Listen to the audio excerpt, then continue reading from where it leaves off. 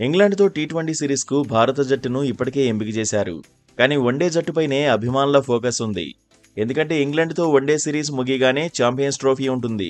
ఇంగ్లాండ్తో సిరీస్లో ఆడిన జట్టునే ఛాంపియన్స్ ట్రోఫీకి కొనసాగించే అవకాశాలు ఉంటాయి. అందుకే వన్డే జట్టులో ఎవరుంటారు అనేది ఆసక్తి రేపుతోంది. జట్టుకు సంబంధించి రకరకాలుగా పేర్లు వినిపిస్తున్నాయి. కానీ కెప్టెన్గా రోహిత్ శర్మ ఉంటాడు అనడంలో డౌట్ లేదు. కాకపోతే ఓపెనర్గా రోహిత్ పార్ట్నర్ ఎవరు అనేది ఆసక్తికరం. 2023 వన్డే వరల్డ్ కప్ తర్వాత భారత జట్టు 6 వన్డేలు ఆడింది. 2024లో ఆడిన మ్యాచ్లు 3 మాత్రమే. వన్డేల్లో ఫామ్ పరంగా ఎంపిక చేసే అవకాశమైతే లేదు. ఎందుకంటే టీమిండియా వన్డేలు ఆడి చాలా కాలమే అయింది. 3 ఫార్మాట్లలోనూ యశస్వి జైస్వాల్ ఓపెనర్ అనే చర్చ ఉంది. కానీ ఇంకా వన్డేల్లో అవకాశం రాలేదు.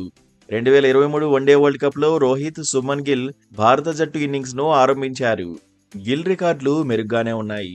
లెఫ్ట్ రైట్ కాంబినేషన్ కావాలనుకుంటే గిల్కు షాక్ తప్పదేమో.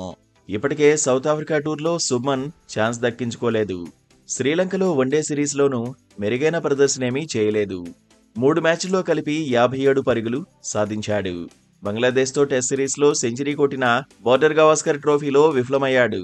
బాక్సింగ్ డే టెస్ట్లో ఛాన్స్ కూడా దక్కించుకోలేకపోయాడు. జైస్వాల్ మాత్రం మెరుగ్గానే రాణించాడు. దీంతో సెలెక్టర్లు ఎవరికి జై కొడతారు అనేది ఆసక్తి రేపుతోంది. నెంబర్ 3 ప్లేయర్గా కోహ్లీనే ఉంటాడు. టీమ్ మేనేజ్మెంట్ ఇప్పుడు ఎక్కువ బౌలింగ్ ఆప్షన్ కోసం చూస్తోంది. బ్యాటింగ్ ఆర్డర్లోనూ డెప్త్ కోరుకుంటోంది. రవీంద్ర జడేజా ప్లేస్పై అనుమానాలు ఉన్నాయి. గత వన్డే వరల్డ్ కప్ తర్వాత మళ్లీ 50 ఓవర్ల ఫార్మాట్లో జట్టు ఆడలేదు. సూర్యకు కూడా వన్డే జట్టులో చోటు కష్టమే. గతంలో వచ్చిన అవకాశాలను స్కై వినియోగించుకోలేకపోయాడు. టీ20లో మాదిరిగా ఆడలేకపోయాడు.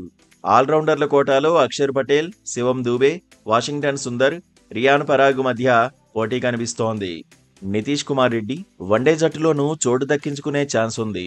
ఫస్ట్ చాయిస్ పేస్ ఆల్రౌండర్గా హార్దిక్ పాండ్యా ఎలాగూ ఉంటాడు. పంతు రీఎంట్రీ ఇచ్చే వరకు ఫస్ట్ చాయిస్ వికెట్ కీపర్గా కేఎల్ రాహుల్ ఉన్నాడు. బ్యాకప్ వికెట్ కీపర్గా సంజు శాంసన్ రేస్లో కనిపించాడు. కానీ ఇప్పుడు పంతు బరిలో దిగే అవకాశం ఉంది. బుమ్రాకు రెస్ట్ ఇస్తే పేస్ విభాగాన్ని షమీ లీడ్ చేస్తాడు.